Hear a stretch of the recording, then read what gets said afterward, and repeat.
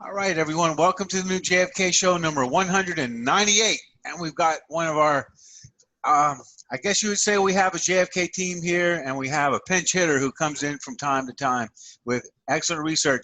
Now, I'm going to go ahead and say it. Amy Joyce, who we had on a few shows ago, is responsible for most, if not all. I'm not exactly sure because I'm not as up on it as I should be. So we're going to go ahead and turn it over to Ralph with some new evidence that Amy Joyce has uncovered. So go ahead, Ralph. That's why we're having the show, Gary, for you to catch up, and the rest of us too, to what Amy and Ralph have turned up. Well, this concerns a very important part, I think, of the whole JFK assassination saga, but specifically involves the Oswald assassination. And specific to that, it involves Oswald's arrival at Parkland Hospital and the images and the films that have been shown to us and their authenticity. That's what we're going to be talking about. Now, keep in mind that I've been aware in my mind for a very long time that some of the images of Oswald at Parkland are false. For example, and I think I brought it with me, and we'll get to it in a minute, but there's an image in which Oswald's on the stretcher and he's got a hand raised in a fist, which is pretty hard to do when 80% of the blood in your body is exsanguinated, meaning outside of the blood vessels.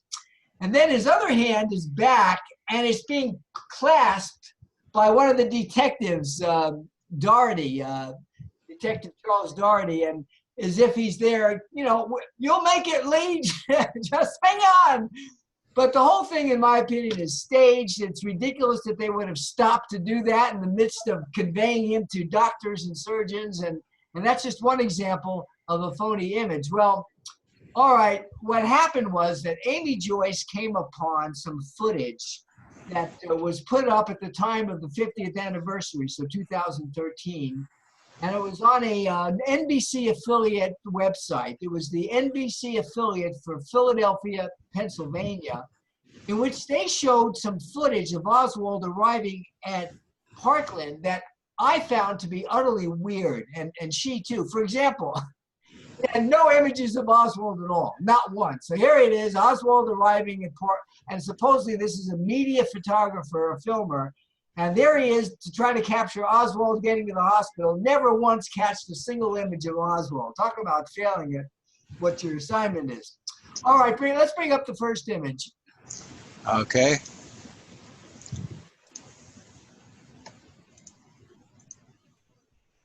Okay, this is a picture from the website. It says NBC 10, JFK 50, so it's 2013.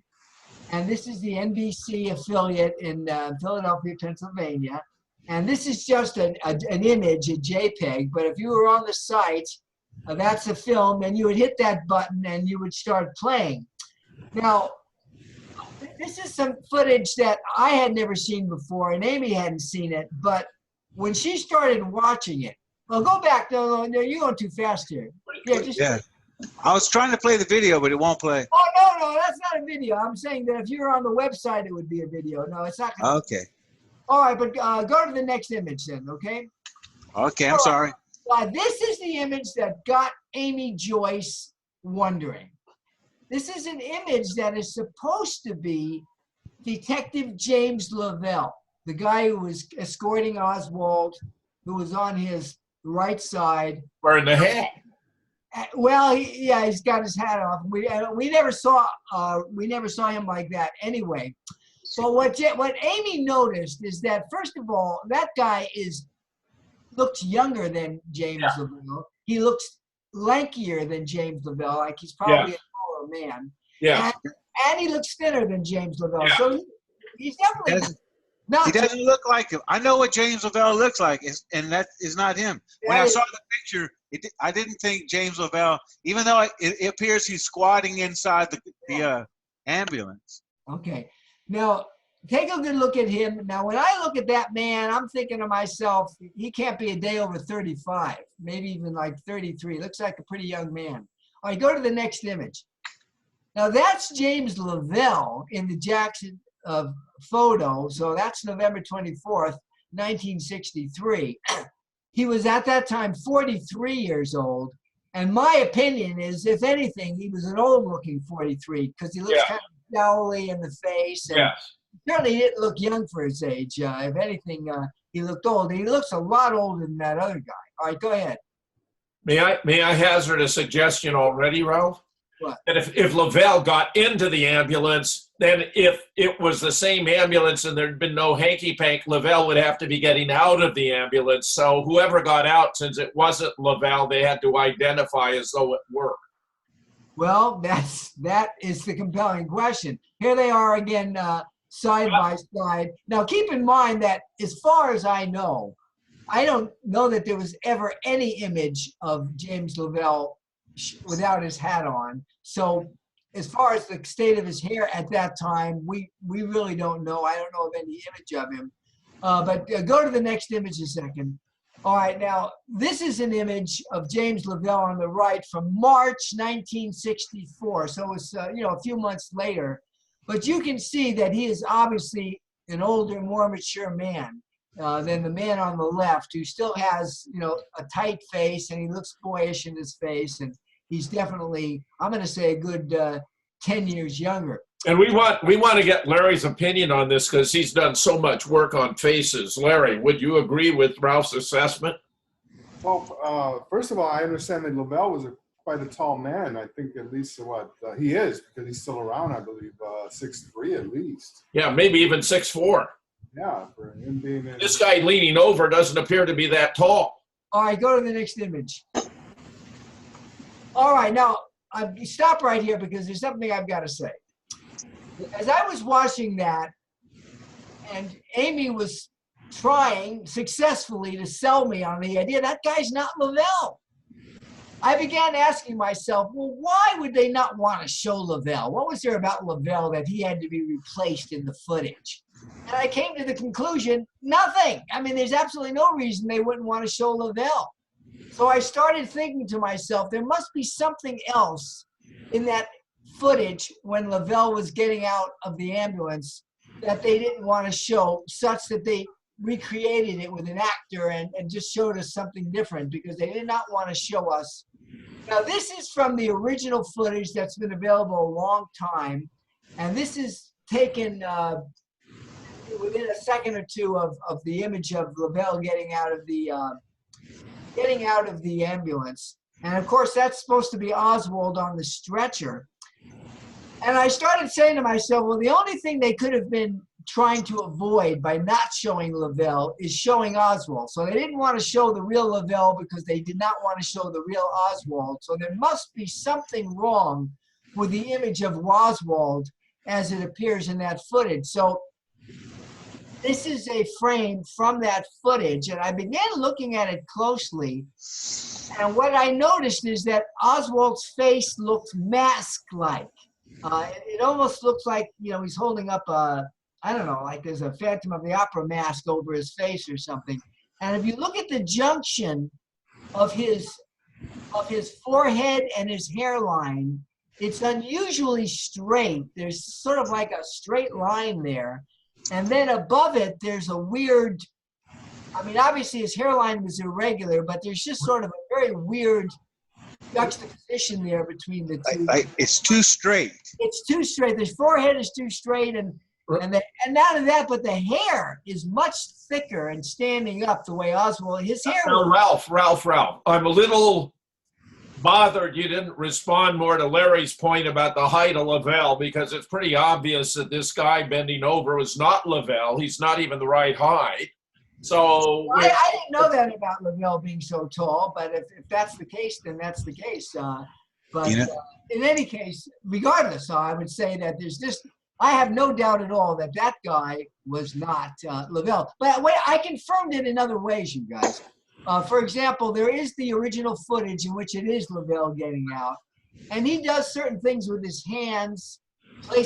He places his hand on the back of the ambulance attendant, whose name was Harold Wolf, and they're similar, but yet they're different. The actual place he puts his hand as he's using him as support. Ralph, this thing with the clutch fish is so stilted. This is so artificial. That's really contrived. What are they trying to imply? This is after rigor has already set in, which would be way too early. Rigor doesn't set in till you're dead, and he's not. Right. So this is rigor. There's something very peculiar here indeed. Well, listen, I'm glad that you brought that up. I'll tell you why. Because we have the images of Oswald when he was placed into the ambulance. And keep in mind that everybody said he was completely unconscious and completely immobile in the jail office and when they loaded him on the ambulance. Now, his hand at the time arm was down. In one of the images, his arm looks like it's over the area that he was shot, but it certainly wasn't raised and held over his head as you see here. So if he wasn't put into the ambulance like this, and he wasn't, how could he wind up like this? He could not have done it himself. Not if he was shot at that time. Right. Those are great points. Great points. Now, his aorta burst. Ralph, before we go further, I want to call in Larry, who's done more study of the face of Lee Oswald than the rest of us combined. Larry, what's your opinion about this? Well, obviously the hairline, we'd have to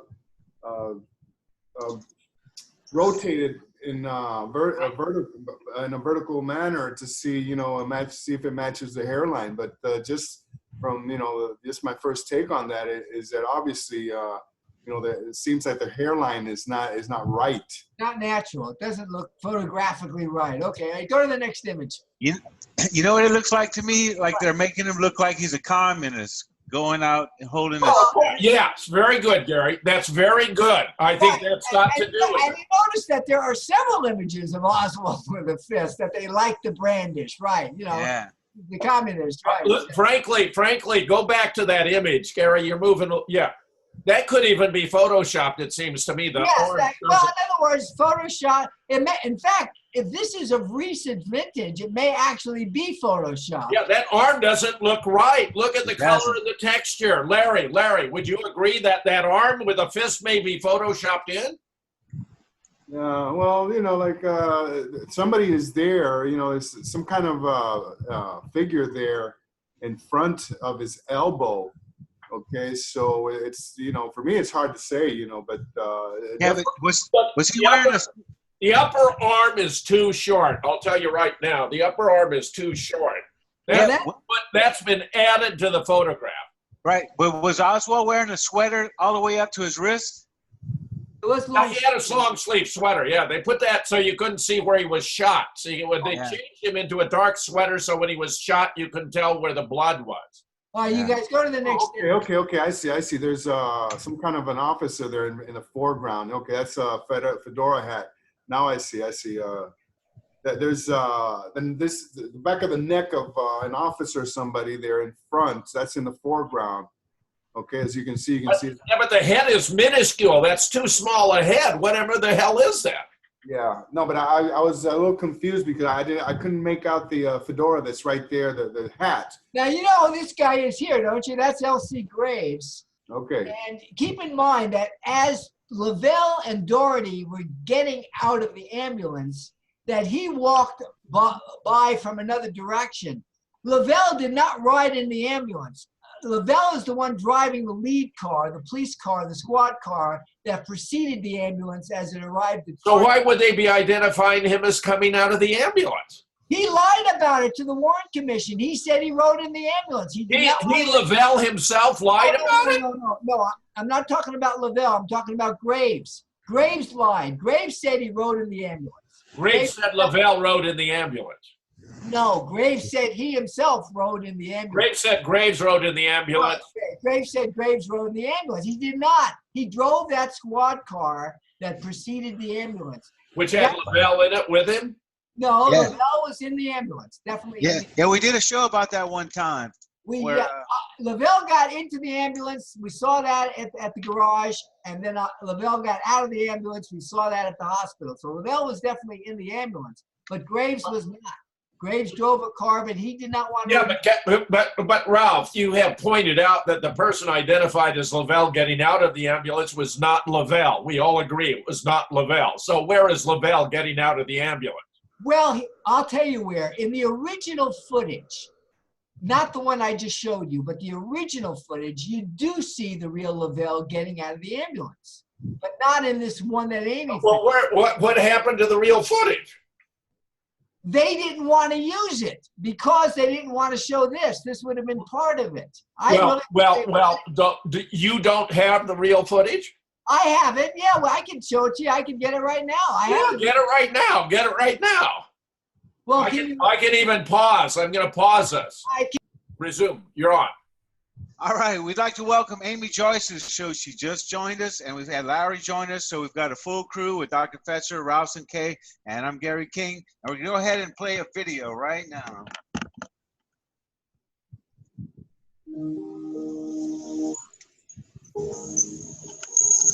That's the Graves. That's our man Graves. He's driving that police squad car.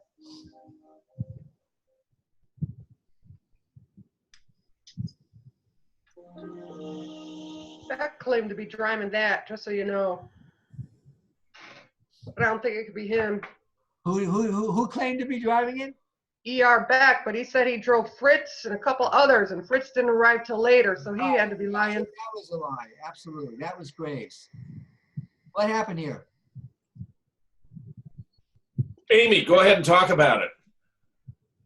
What's holding up the work?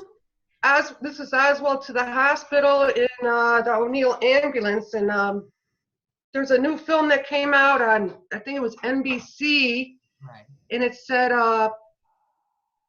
Oswald with, you know, the rest of the gang, but I noticed it wasn't Jim Lavelle who climbed in the back at the police department. She should have been coming out in his Easter suit right here at the hospital, but it's somebody else. He's got Now, Amy, this totally is different head of hair.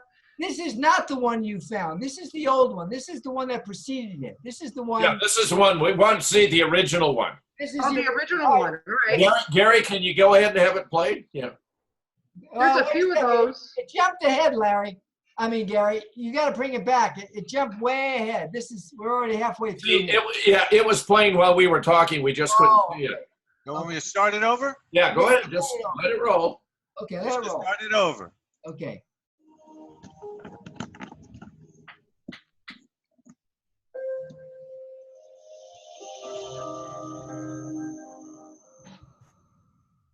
Why is it doing this? Pause. It's playing fine as far as I can tell. No, we can't see it. To me, it's just jumping and freezing. Pausing. Try it again. I hit pause, Dr. Fetzer. Oh, well.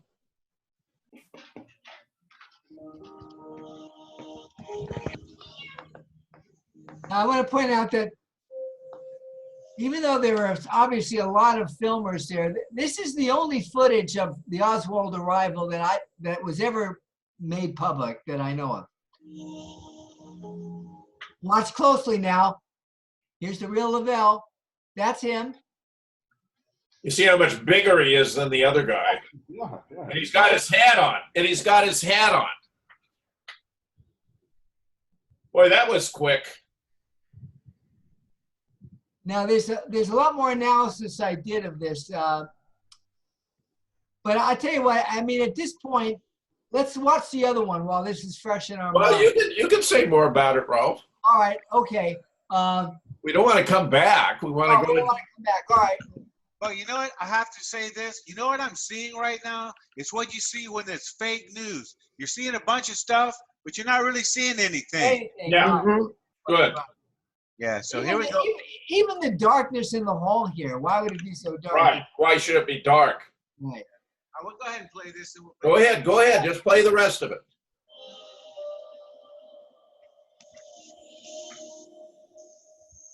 That's Fritz being let in. That was Fritz. That's another of his detectives, yeah. Okay, now stop this a second, you guys. I want to point something out. You know, of course, that this is the driver, Michael, what's his last name, Amy? Harden. Harden, right, Harden. And it's important to realize that he didn't work for the hospital. He worked for the O'Neill Funeral Home. Yeah. Right. And so this was their stretcher, and that means that the provisioning of the stretcher would have been their department, not the hospital. But in a minute, even though he's at Parkland Hospital, you're going to see him remove the sheet from the stretcher and replace it with a fresh sheet. But how could that happen if he's at the hospital and it's not their stretcher? They wouldn't be providing him with sheets, and the whole thing is just an act. You'll see it in a second. Go ahead. Well, it sounds like they're trying to get rid of evidence, you know, from maybe Oswald bleeding on the sheet or whatever they wanted to. Well, you notice, all right, so what's he's going to take the sheet off. Okay, he's at the hospital here. No blood. And now he's putting a new sheet on, but where would he have gotten it? And why would he even bother to do that? Yeah, right. It's just ridiculous. It is. All right, now this next section is one that I've been devoting a lot of my time to, and it involves, stop it a second. Just Margaret.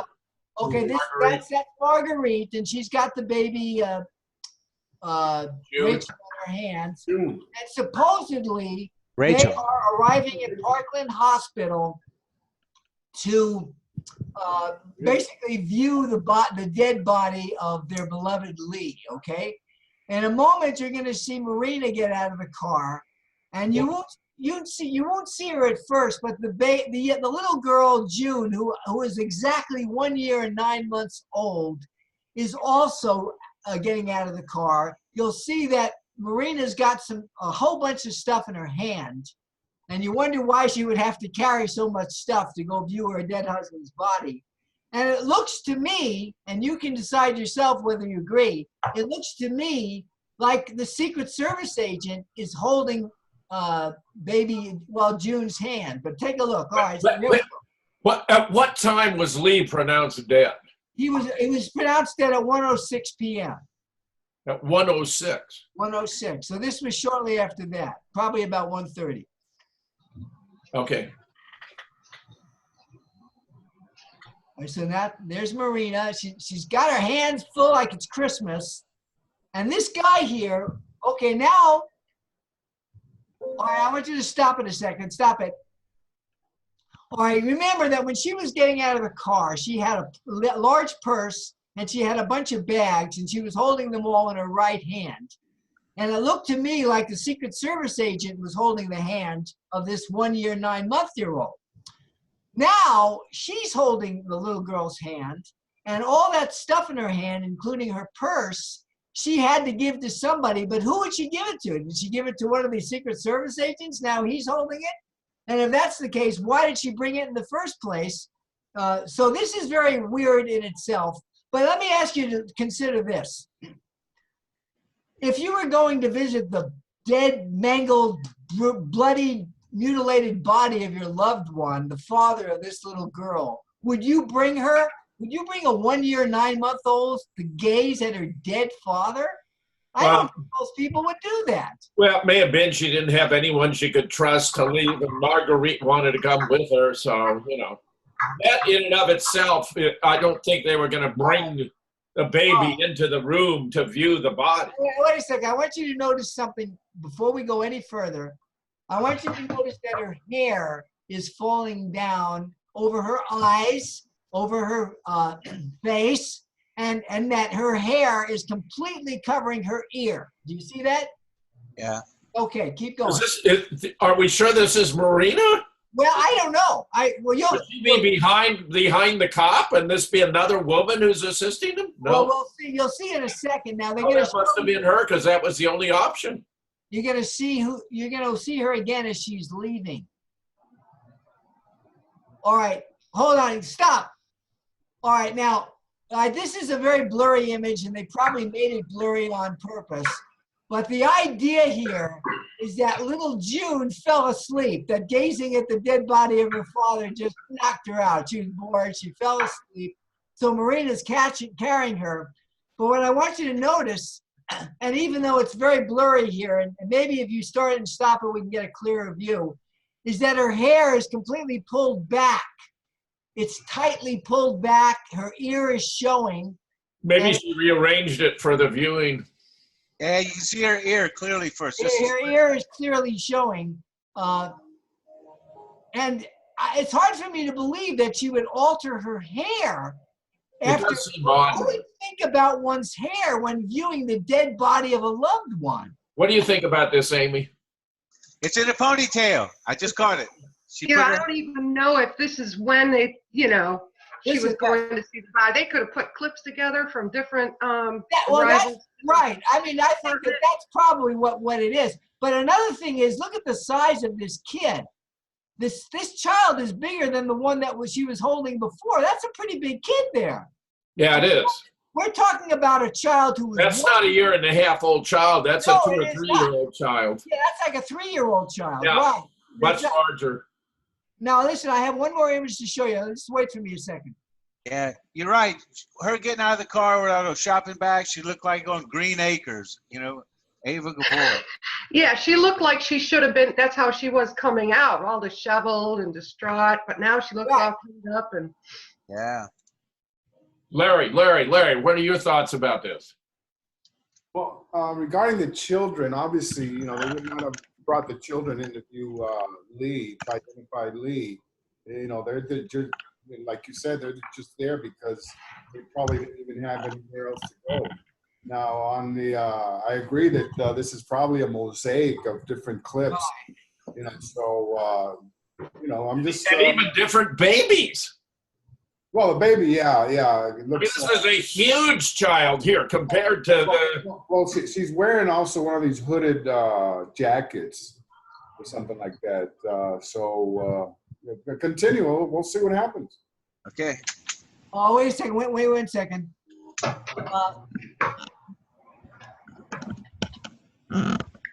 here's another thing I noticed, and I said this to Ralph. Marguerite is 54. Now I'm 48. Does she look 54 or 74? Yeah, right. Yeah. She definitely was older. I All agree. right, no, all right, so now I have 2 other images I want to upload. So how do I do that? Do I do it in chat also? Wasn't that Lee in the 6th floor window we just saw? No. All right. So We wanted to put it all together. so how do I send you 2 other images? Do I do it by email, Gary? There he is. Oh, you mean the images themselves? I have 2 other images I'm going to send Gary. Don't you want to play out the rest of this tape and then we'll... All right. Well, look at the That looks like the guy at on the 4th floor, I think, or the 5th floor of the school book depository. That's slightly ridiculous, isn't it? Go ahead. Go ahead. Okay, so we don't want to play the YouTube video? Yeah, No, finish no, it. no, go ahead and let this play out, Gary. Just play out the rest of this. Yeah, it's got 15 seconds. That's all there is to it? That's it? That's basically it. What in the world? Oxygen tank. Yep. Yeah, that's Okay. Sirhan, it looks like. That was strange. All right, try to play the other video. Try to. You're on. So this is an alternate film.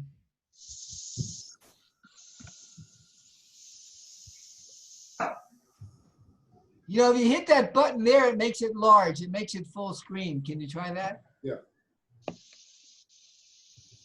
Try pausing it here. Oh, you just missed it. That's supposed to be Lavelle. Right. Yeah, We can go back, Gary. Can you go back to catch him and we can see the top of his head? Yeah, check out his hair. Now, Lavelle had a shaved head. Okay, As I'm far going as to I go can ahead. tell, all the pictures, I didn't bring any, but his head was shaved. Tell me when to stop. Okay, just when he starts to get out. Now you can also see him place his hand right at the top center of Harold Wolf's back. And the real Lavelle didn't do that. He's wearing boots here, which the other Lavelle, Well, you know, now this hairline does look more like that guy. I mean, it's blocked by the chin here, but before... Go back, Gary. Just wait a second, look how skinny his legs was. Lavelle wasn't that skinny. I have some pictures I could just shoot to you if you want of this. I got them right there. That's it. That's supposed to be Jim Lavelle. And That's supposed to be that. It's not. Now that's the same hairline as in the other. Right, okay. Keep going. That's the only Now, time you see his face in this clip or in any clip of Lavelle getting out of the ambulance. So we don't know if it was him at all ever. All right, go back to a second, if you would. Go back a second. I want you to notice that you're seeing a guy shooting down on Oswald. He's got a camera, and it's like he's directly above him, and he's shooting down. But it's as though this photographer was only interested in taking pictures of other. There he is. You see this guy here? He's holding a weird camera here, and he's supposedly shooting images of Oswald on the stretcher. But why would this photographer, the one who's took this film, be more interested in shooting this guy, shooting Oswald, than trying to capture Oswald himself? Well, that's like being a surveyor of the witnesses in Dealey Plaza as the shooting was going on. You know, many agents were observing the spectators, not the shooting. Right, okay. That may be what he's doing, that he's keeping track of who was actually there. This is an intel op.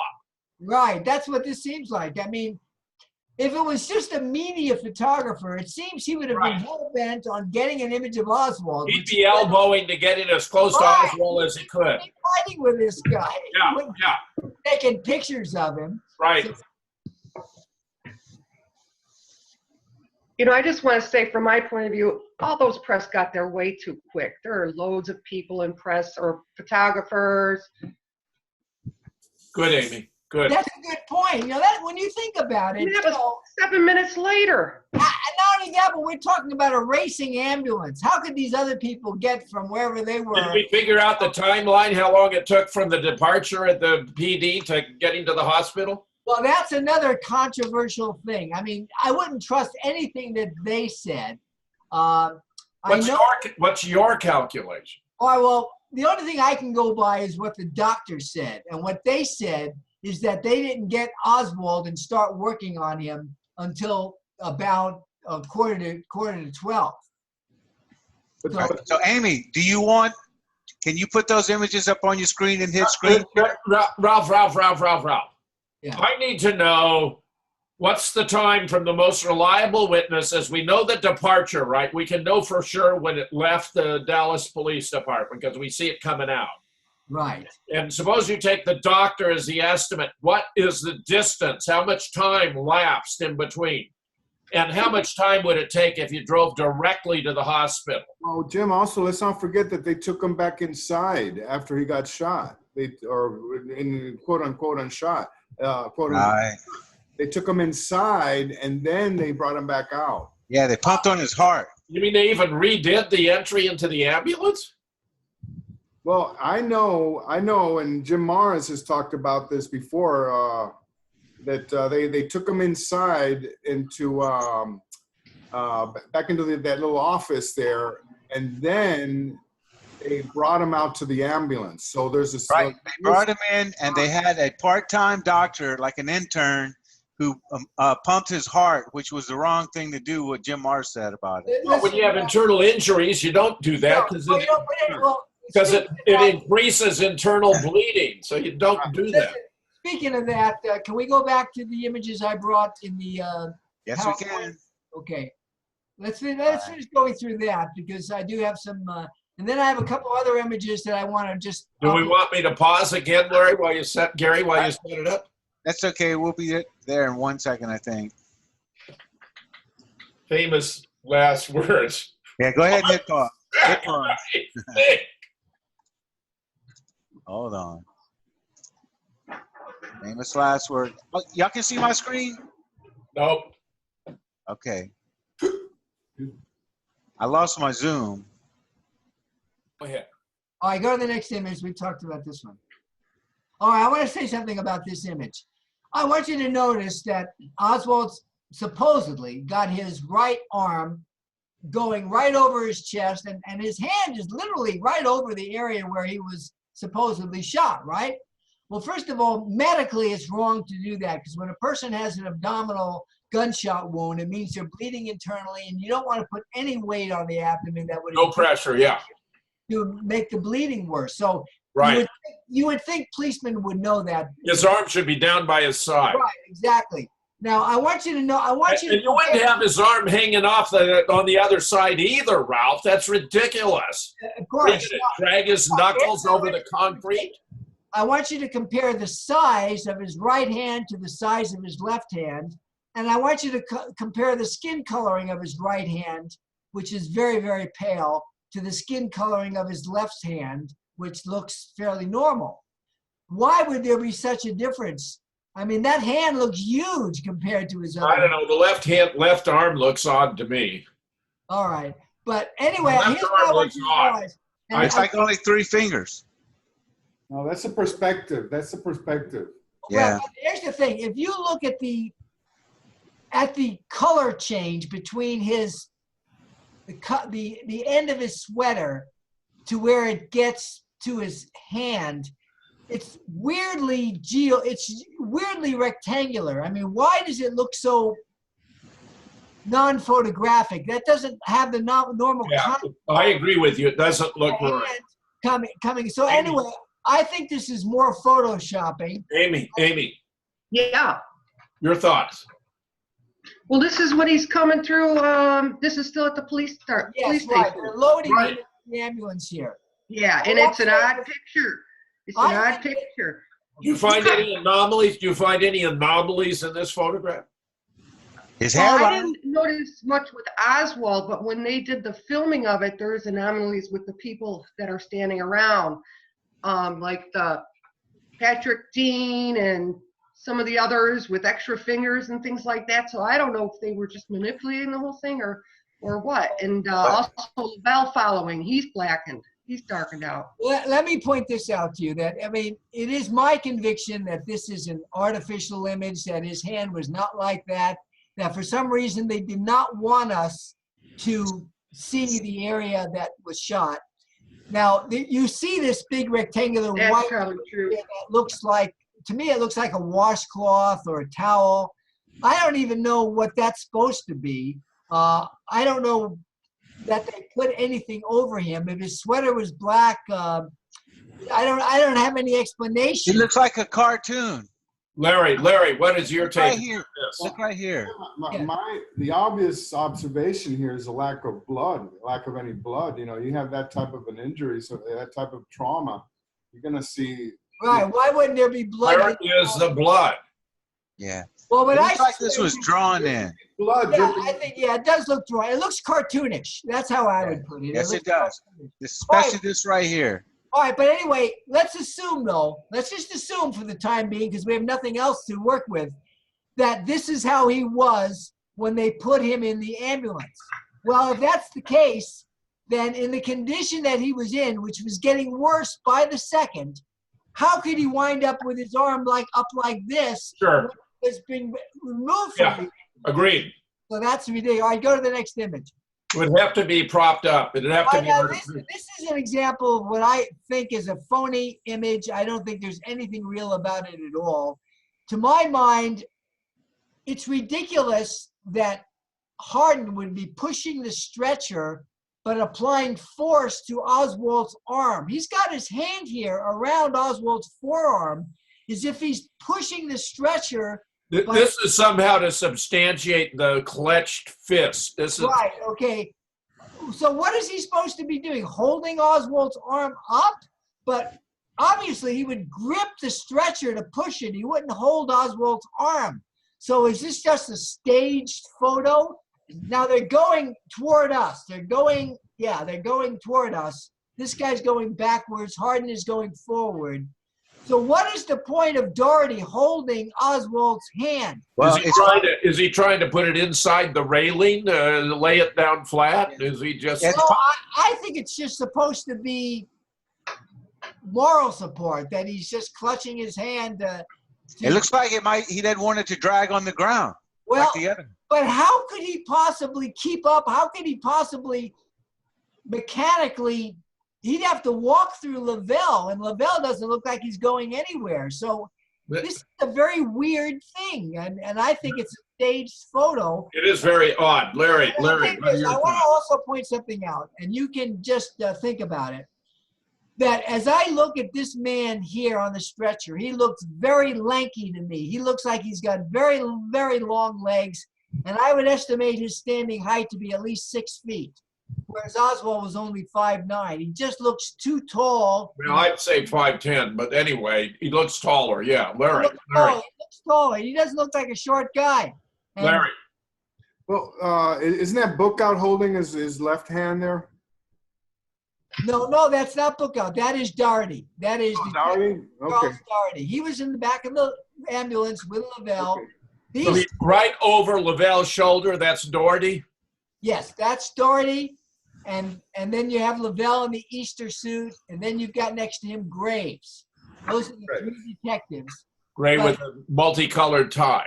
with the multicolored tie. That's Well, it sure looks book out. Looks like book out right It now. does. I thought so too. for a lot of people thought it was, but no, that is Doherty. All right, go to the next one.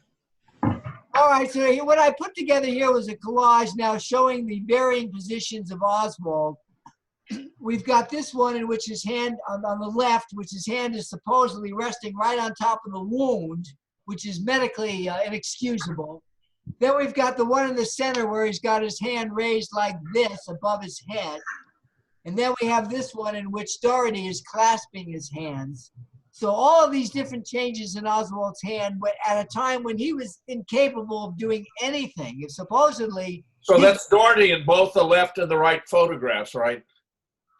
No, that isn't Doherty in this photograph. These look like the same person in the left and the right photographs. In the middle, in the middle, in the middle. Oh, in the middle. Yeah. That's the same guy. Look at the hairline. Look at all that. That's got to be the same guy. Oh, you mean the same guy as on the stretcher, you mean? No, Mike Harden, you mean? Who's getting out? Who The was getting ambulance out? of the driver is the same guy. Say again, Amy? The ambulance driver is Mike Harden. He's the same guy. He's on the far left photo. That's One on Michael the Harden. far right. In the middle. He's in the far left in the middle, and he's in the right-hand side slightly to the left, right? He's more or less in the center of both of the Right photographs. about him? Yeah. Yeah, that's Michael That's Harden. Harden. Yeah, Yeah. that's exactly. Yes. That's Yes. it. Yes. That was my point. Same Oh, guy. that was your point. All right, Harden. All right, go to the next one. Yeah, I don't recognize anything in this picture at all. Well, this is, if you look closely, this is Oswald. He's lying on the stretcher. It's going horizontal. And if you look real close, he's got his arm. You can see his hand. Oh, okay, I see it now. I see it. All right, go to the next image. All right, so anyway, I brought this just again to show that for some reason, Harden got the idea of removing the sheet from the stretcher at the hospital, even though it was not a hospital stretcher. He did not work for them. He was not employed by them. And he would not have been, you might say, reprovisioning the stretcher. It's very damn peculiar that he would change the sheet at that point in At time. that place, right, go ahead. And another thing I like to point out is that this was 1963. There were no cell phones. So it's not as though he could have gotten any communication. You better change the sheet. Because Right. Yeah, none And of why that. would he get such a communication anyway? Right. All right, go to the next one. All right, and here he is now. He's putting a fresh sheet on the bed at Parkland Hospital. And I'll tell you something else. I'm very disturbed that there's so many children around him. I mean, this is the hospital. This is Oswald's arrival. You can understand reporters being there, but how could so many children? Yes. It's like a clinic. They were on a field trip. Yeah. It looks like a field trip. He's showing you how to It's dress a gurney. all photo opping. It's all staging. Who knows? And Amy is the one who found out that both Harden and Wolf died untimely deaths in the 1970s. Isn't that right, Amy? Yeah, I think they were both 38 years old, and Harden Long killed before himself. the HSCA might have called them as witnesses. Harden died supposedly of a heart attack, and we know how many people died of heart attacks, in the JFK. 76. One of them killed himself, and then Yeah, the other guy did had he? a heart attack. He Wolf killed himself. supposedly killed himself. Wow. Isn't that convenient? Very well. The heart attack and the suicide—they're both very convenient. So yeah. He ran into Mac Wallace. It's almost like they took stock photos and put a story together. Yeah. Okay, go ahead. Yeah, And All right, so this is this the guy, I want to just say one more thing about Go ahead, go back. Mike Harden. Mike Harden. Call me. Geez, I wish I would have known you were going to do this, Ralph, because I wanted Mike Hardin looks exactly like a guy named Harold Wolf, and Harold Wolf is the name of the assistant, which we Right. don't see They look here. alike. Yeah, they did look alike. There was a Harold Wolf that he is identical to who worked as a psychiatrist for MK Ultra. Oh, really? Really? Yeah. Well, listen to you guys. That is pretty Exactly damn interesting. There's another very important thing I want to point out, though, about Wolf, is that when you, in that footage that we saw, the old one, you might say the old tried and true one, you see Wolf opening the back of the ambulance, and you see him pulling the stretcher out, and you see him start pushing Oswald toward the hospital. But after that, you don't see him anymore. You see other people pushing the stretcher, and you don't see him come out with Hardin. Now, how come Hardin's alone here? How come Wolf isn't with him? How is it that now it's as though Hardin was doing this all by himself? What happened to Wolf? So what I'm thinking is that this is some type of a recreation that they did. And that might account for the kids too. They couldn't get Wolf for it. Maybe he was unwilling to do it. Maybe he was unavailable. Maybe he was out of town. Who knows? But he wasn't around. They couldn't use him, so they did it without him. And that's why we don't see Wolf. This is some type of recreation. We may be seeing early incarnations of crisis actors. Right, exactly. That's it, exactly. All right, go ahead. Unbelievable. All right, so this is Marina now. She's getting out of the car. She's got her purse. It's a big purse. She's got some other bags. Looks like a laundry or shopping bag, for God's sake. Yeah, I mean, why she would have to carry all that in to view She just came from J.C. Penney's. And from Times Square. Now, we don't see June here, but June is standing in front of this Secret Service agent. And it looks as though he is going to take the hand of the little girl. And I find that strange, too. I mean, little kids, they've got to know you pretty well before they want to hold your hand. And the idea that after this much time that he's already holding hands with a little girl seems very strange, too. All right, go to the next one. All right, so this again, I wanted to show how her hair is completely down. It's over her eyes. It's over her face. It's covering her But ears. it now looks like she does actually still have that ponytail, like it just got a little disheveled. I would say maybe she just straightened it up before. Well, but wait, here's the thing.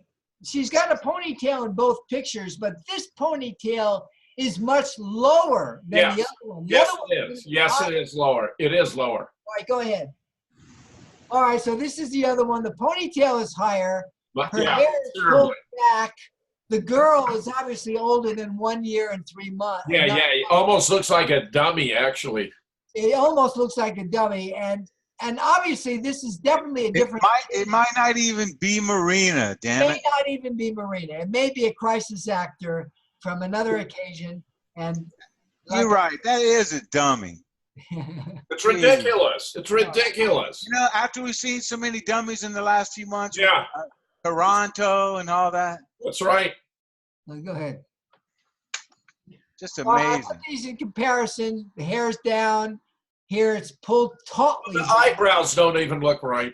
Not the same woman. The Yeah. nose doesn't look right. The ponytail That's a is good very picture. low. Here it's a real ponytail. The forehead is too No, expensive pony's on the right. tail kind of has an arch in it. And Yeah. Larry, do you Yeah. think those are the same woman or not? They look questionable to me. Look, Marina is very, very attractive. I think that the observation of the little girl, she's totally limp. yeah. You know, I don't know. That's I'm willing to say this one on the right is not Marina. It's not. This is not an attractive woman right here. I agree with you, Gary. Marina was an attractive woman, and that woman is not. Yeah. I go to the next one. Us guys are good at this I stuff. got, I tell you, these other two images. Whoops, did I bring that twice? Or I go to the next one. That's all of them, I think. All right, then now what's the best way for me to, I've got one that's going to blow your mind. How do I send you an image, Gary? By email or? Got an email. We're on. All right, ready. Okay. This is another image of Marina as she's departing Parkland Hospital after seeing the body.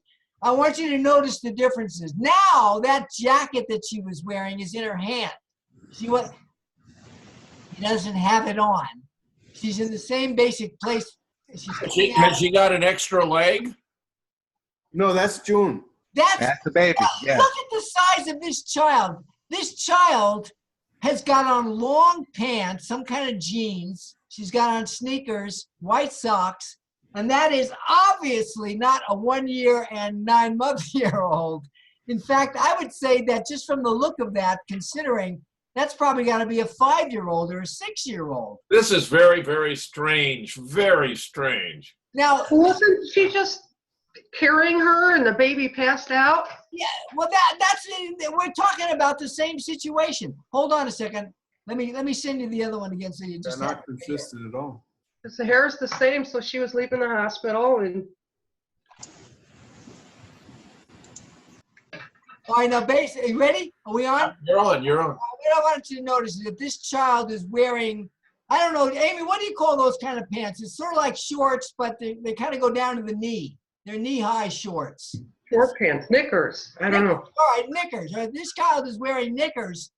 But if you go back to the other image, the child is definitely wearing long pants. Go back to the previous. Well, I'm not sure it's Snickers because they get shorted up, when she's Yeah, but carrying they them. don't get shorted up that much. We're talking about up to the knee, and they wouldn't possibly get shorted up that much. Also, lighter colored shoes. Yeah, I don't have that image. I got rid of it.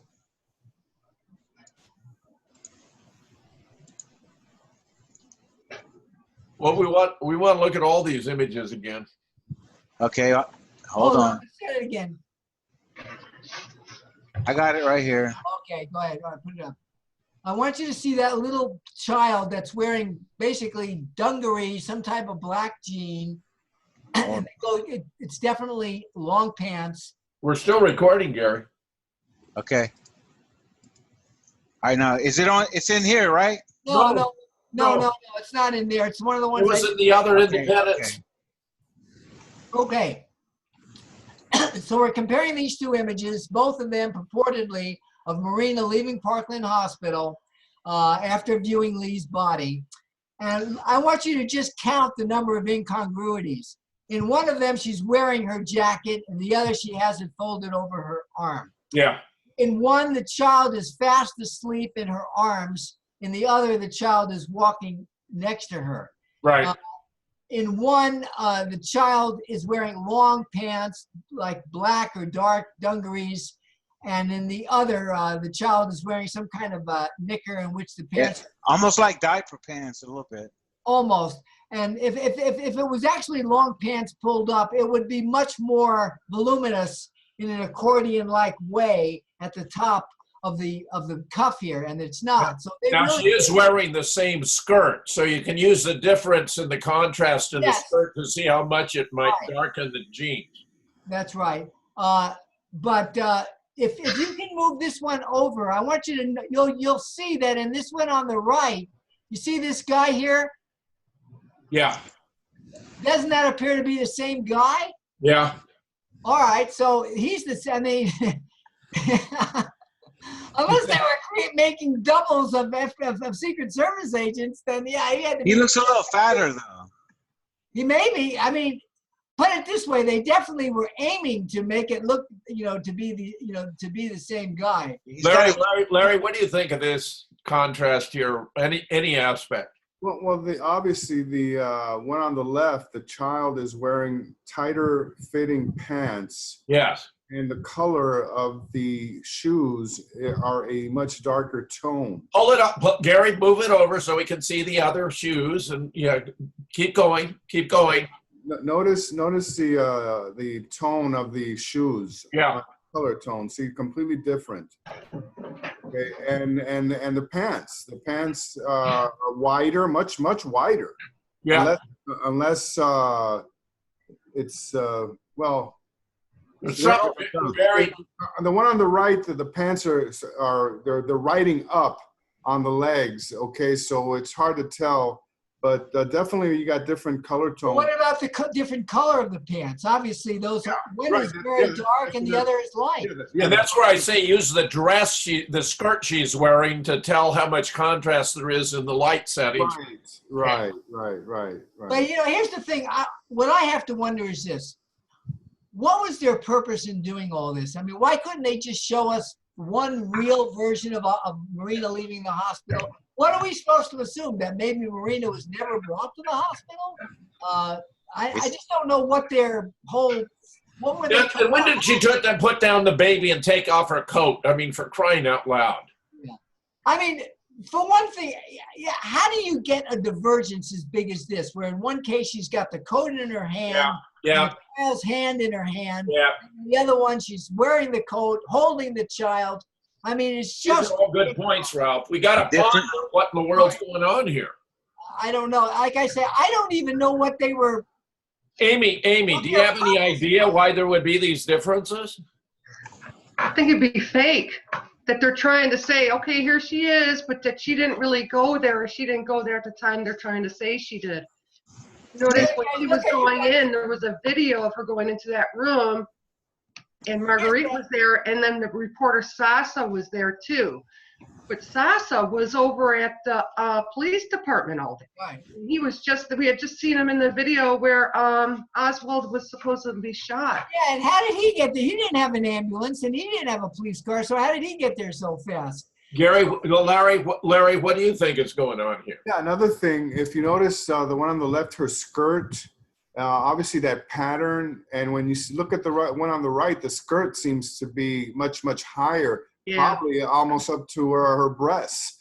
Okay, so that's true too. It almost seems unnaturally high because, you know, women don't.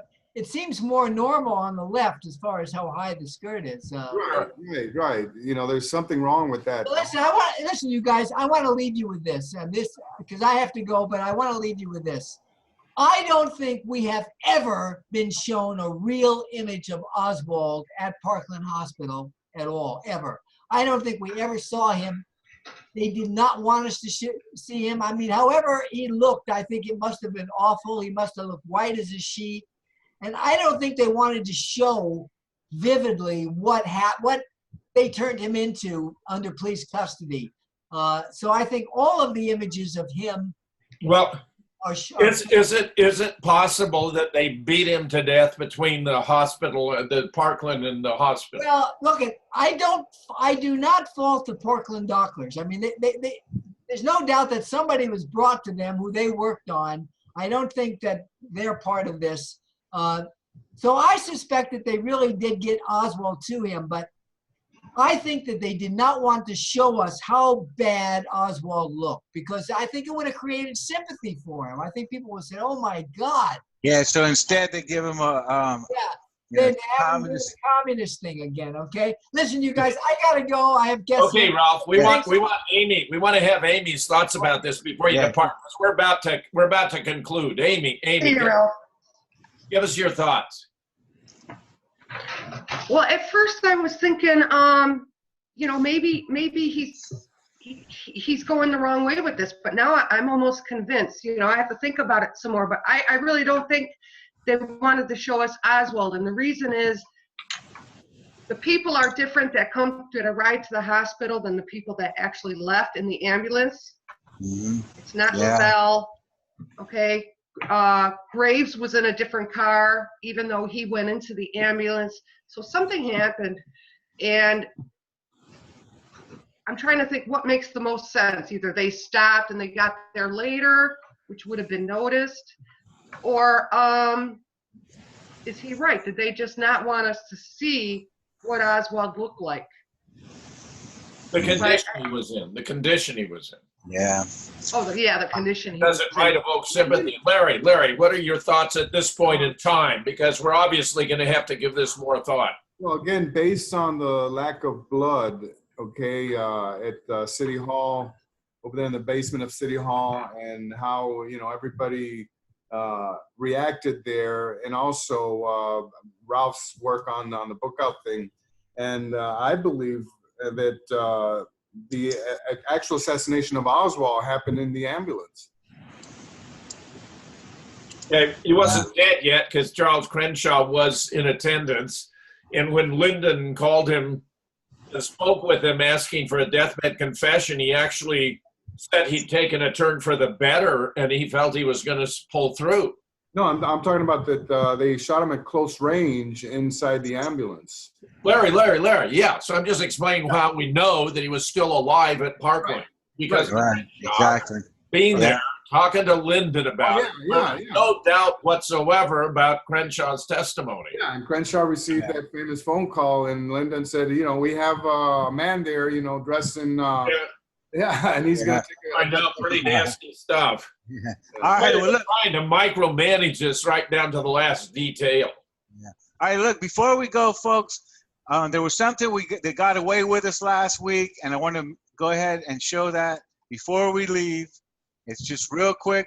I don't think we actually realized who we were dealing with here. We were so upset with the guy from the History Channel that we forgot that it was Glenn Beck. So I want everyone to hear Glenn Beck talk about Oswald being guilty. Some of the biggest lies in American history really kind of come here. This is literally where the seeds are planted. Right. And we all know once you plant a seed of doubt in someone's mind, especially America's mind, it's almost impossible to uproot. Meltzer is trying to explain why conspiracy theories are ill-based, and I take it Glenn Beck is on the other side. No.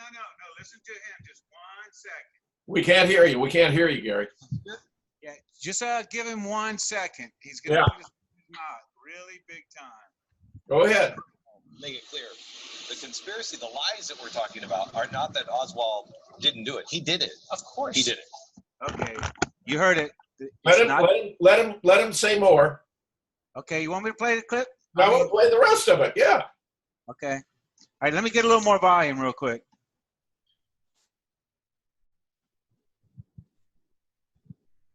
See, the lies that we're talking about are not that Oswald didn't do it. He did it. Of course. He did it.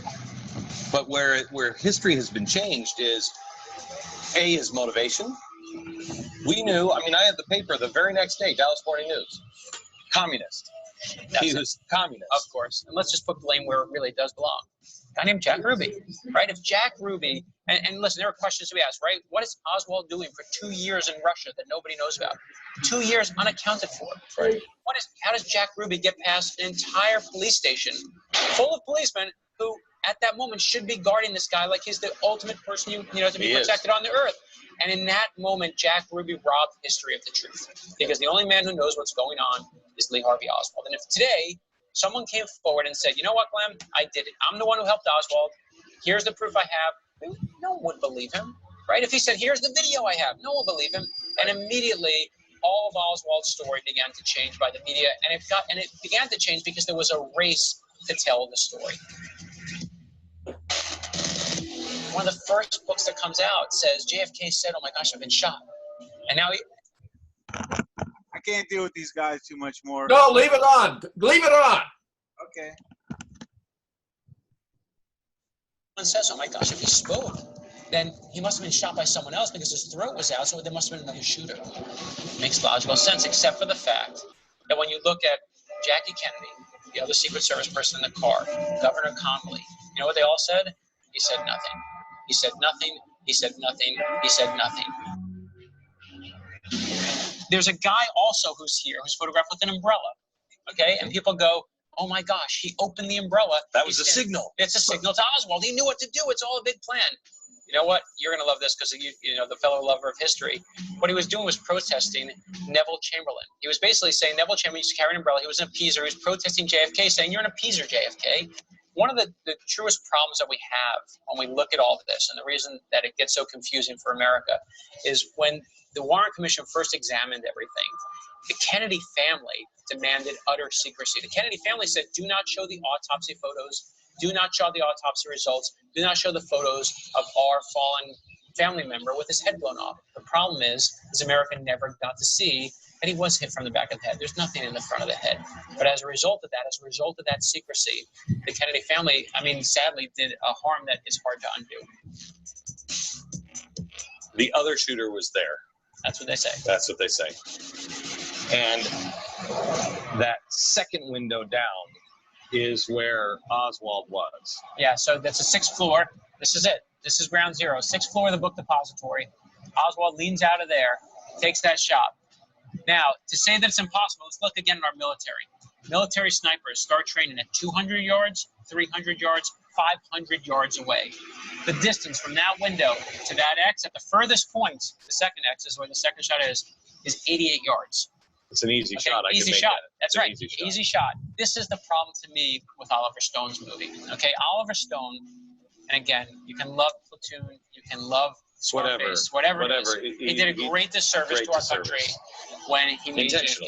And intentionally, absolutely 100% intentionally. He says in the movie that no one's been able to recreate the shot that Oswald made. Now, logic dictates if no one in history has been able to recreate that shot, there must have been a second shooter at the grassy knoll right there, except for one problem. That shot's been recreated over and over and over again. The CBS alone had 11 different sharpshooters make that shot. The shot's been made over and over again. 88 yards. 88 yards. I can is an make that easy shot. You can make the shot, right? It's an easy shot. It's an easy shot. But again, for Oliver Stone, he doesn't want people to hear that truth. So interestingly, when we were doing this book, I really wanted to figure out, of course, I got to deliver who killed JFK. It's the big question, right? That's the one. It's a grand conspiracy of all. 50 years we've been asking this question. What's interesting is when you look at the 50 years of answers. So in the 1960s, you know what we thought killed JFK? We said it was the communists. We said it was the Russians. It was the Cubans. It was our great enemy at the height of the Cold War. We also said it was the establishment. It was the 60s. The states for the establishment. It was rich Texas millionaires who did it. They're the ones who get them in. If you look historically in the 70s, though, at time of Watergate in Vietnam, you know who killed JFK? It was our own government. The CIA did it. Right. And now if you look in the 80s, the height of the Godfather movies, and giving way to Scarface, who killed JFK? Mob. It was the mob. It was the mafia. So decade by decade, if you want to know who killed JFK, it's whoever America is most afraid of at that moment in time. Is the Kennedy assassination an archetype for other assassinations, or is he standalone? To me, the legacy of JFK assassination is simply this, is he's the president who took so many people and Americans all around to heights of hope, and in his death reveals our greatest fears. But he is an archetype. Every conspiracy throughout history tells us something about our own fears. JFK, like any conspiracy, what it really is at the end of the day is a giant mirror that we hold up to our own psyche. And to me, that's the answer. We will always be, especially with JFK, we are the Ahabs. And this mystery is our great white whale. This guy's absolutely sensational as a disinformation artist, just absolutely brilliant. This is a very target of our research, is destroying the kind of bullshit this guy's advocating here. Absolutely fascinating. Absolutely fascinating. The best sniper in the Marine Corps, Gunny Carlos Heathcock, could not replicate those shots. This guy claiming it was easy. Jesse flew me out to Ventura County, California with the right measurements to set it up for him with a better Mannlicher Carcano, exactly the right measurements with stationary targets. Jesse's a much better marksman. He did 3 replication of 3 shots. He got 1 hit on 1 target once. I mean, I'm telling you, the kind of bullshit we're getting here is unreal. But the guy delivers it with such sophistication. Larry, weren't you impressed? I mean, this guy is the very target of all of our research. This guy is the ultimate smoothing over all the problems, making it look as though it's the American people doing subjective projection when we have objective evidence for every point we've ever made about this. And notice how crimson red his ears are. His ears are there. Absolutely. I'm so glad you played the whole thing. Amy, any thought you'd like to add here before we part? Just one thing. Jack Ruby didn't rob anybody of the answers. It was the agency of the government. They planned it and they robbed it. And Oswald didn't know what the answers were. And Jack Ruby they was didn't telling want everybody to know that he didn't know what was going on. And Jack was saying that this would never have happened if someone else had been vice president. And they said, are you talking about the man at the top? And he affirmed that he was. He even said at one point that if Adlai Stevenson, for example, had been vice president, it would never have happened.